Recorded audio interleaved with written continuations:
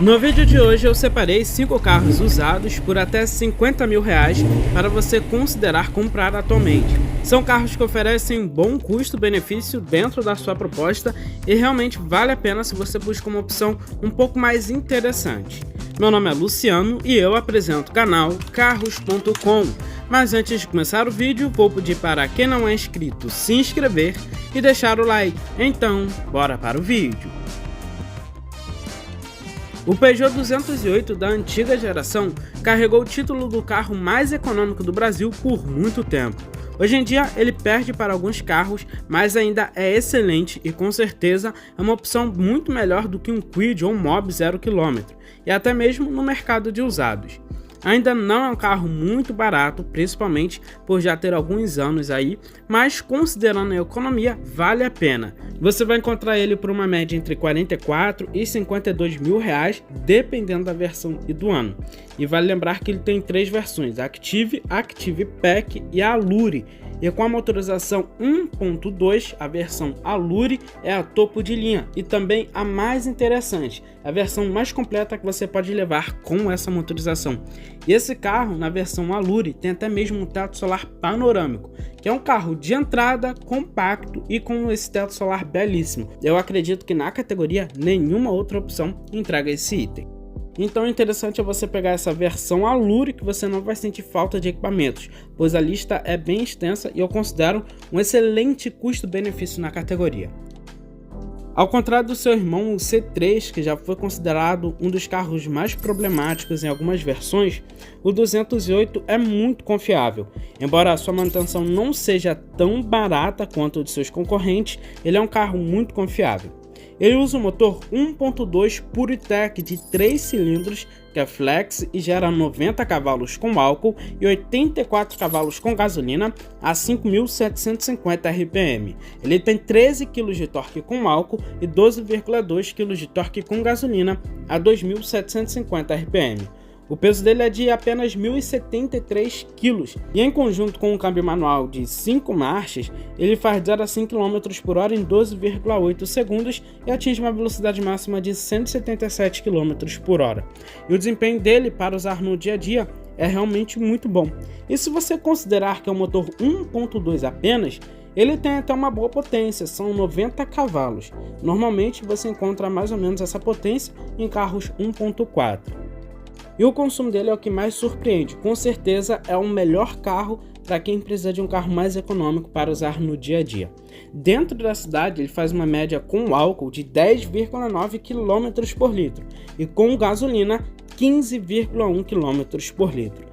Na rodovia, essa média passa para 11,7 km por litro com álcool e 16,9 km por litro com gasolina. É surreal, esse carro é tão econômico que até parece ser um carro híbrido. O 208 é um carro que muitas das vezes é injustiçado e pouco procurado no mercado, mas é uma opção muito interessante para a proposta que ele tem. Outra opção que muitas pessoas me pedem para eu comentar aqui no canal é o Volkswagen Foxy, que é uma excelente opção no mercado de usados. Normalmente as pessoas optam pelo Gol, por exemplo, mas o Foxy é um carro mais equipado e seguro e custa praticamente o mesmo do Gol. O Foxy foi lançado em 2004 e ao longo dos anos recebeu várias melhorias, mas foi apenas em 2015 que ele passou por um facelift bem profundo e até dá uma impressão de ser uma nova geração, mas na verdade não, é apenas um facelift. E lembra até um mini Golf mais ou menos. Ele tem 2 opções de motorização, 1.0 e 1.6. Eu sempre recomendo os modelos com motor 1.6, pois 1.0 não possui um desempenho adequado e tem um consumo elevado. O motor 1.6, além de custar praticamente o mesmo no mercado de usados, oferece mais potência e economia dependendo do uso. Considerando o motor 1.6, existem 4 versões, a Trendline, Comfortline, Highline e a Pepper. Todas essas são boas opções, mas a Highline oferece a melhor relação custo-benefício. Ela custa praticamente o mesmo que as versões anteriores, mas vem com quase todos os itens de série.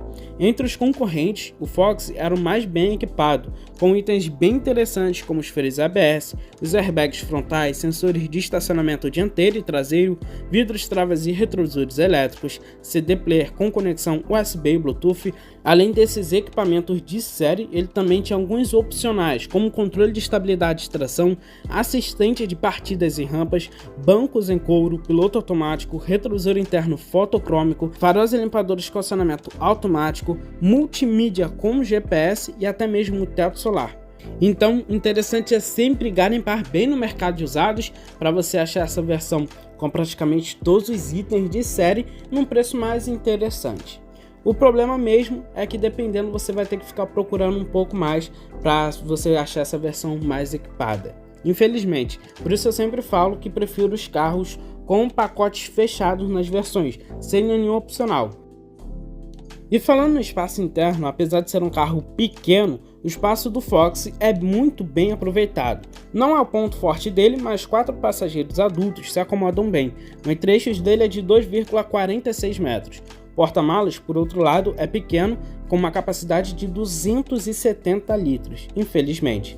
Em relação à mecânica, o Fox utiliza o motor 1.6 EA211, o MSI Flex, que gera 120 cavalos com álcool e 110 cavalos com gasolina, a 5.750 RPM. Ele tem 16,8 kg de torque com álcool e 15,8 kg de torque com gasolina, a 4.000 RPM.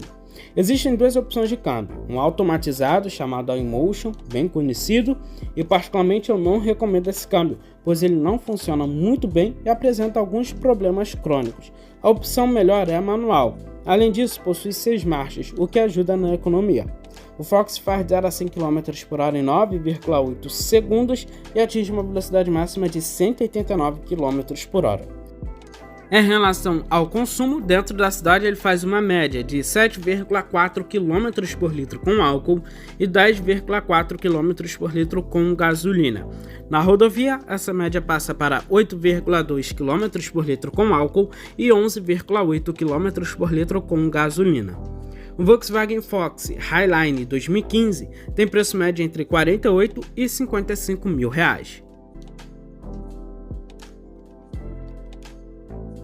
Outro carro que eu considero muito interessante, mas infelizmente, assim como qualquer outro carro com essa proposta não teve muito sucesso aqui no Brasil, é o Volkswagen Jetta Variant. Quando ele chegou ao Brasil em 2008, ele veio para se posicionar abaixo do Passat Variant e competir com as variantes médias no mercado. No entanto, era um carro melhor e mais caro do que, por exemplo, a Fielder. Ele trouxe tecnologias, mecânica e equipamentos que não eram tão comuns nessa categoria, assim como o Jetta Sedan também. Enquanto em 2011 o Jetta Sedan recebia a nova geração MK6, o Jetta Variant recebeu uma pequena reestilização e, sinceramente, mesmo sendo um projeto mais antigo, dá para perceber um maior cuidado e refinamento nele. No entanto, todo esse refinamento tinha um preço bastante alto na época. Já em 2008, a versão com todos os opcionais saía por R$ 104 mil, o que seria muito mais caro hoje em dia. Atualmente, dá para você encontrar esse carro no modelo 2010 a partir de R$ 43 mil a no máximo R$ 57 mil, dependendo dos opcionais que ele está equipado. E particularmente, eu acho um preço bem interessante para uma perua e considerando tudo que ela oferece. Agora falando sobre a mecânica, todas as versões utilizam o mesmo motor, 2.5 EA888 com 170 cavalos a 5.700 RPM e 24,5 kg de torque a 4.250 RPM. O câmbio que ele utiliza é um convencional de 6 marchas Wisin TF60SN. Com isso, o Variant faz de 0 a 5 km por hora em 9,2 segundos e atinge uma velocidade máxima de 205 km por hora. O Jetta não tem um desempenho tão bom quanto aparenta, mas para uso normal não é um carro que irá decepcionar. O consumo dele é razoável para um carro desse porte e com essa motorização. Ele faz dentro da cidade 7,4 km por litro, já na rodovia 10,7 km por litro. O Jetta Variant é um ótimo carro, nessa geração é o modelo que eu mais gosto. É uma opção bem interessante para os dias atuais se você procura um carro familiar, pois possui uma lista de equipamentos bem grande, uma excelente segurança e um espaço interno muito bom. O único problema mesmo é o custo de manutenção desse Jetta 2.5, que é o mais alto entre todos os médios daquela época, tanto para o sedã quanto para a perua.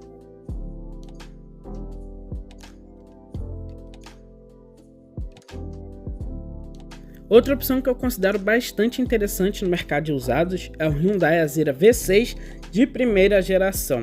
Até hoje eu acho esse carro muito legal. E é uma opção bem interessante para quem busca um carro familiar, seguro, bem equipado, completo, com motor relativamente potente, mas não quer deixar de lado a confiabilidade mecânica.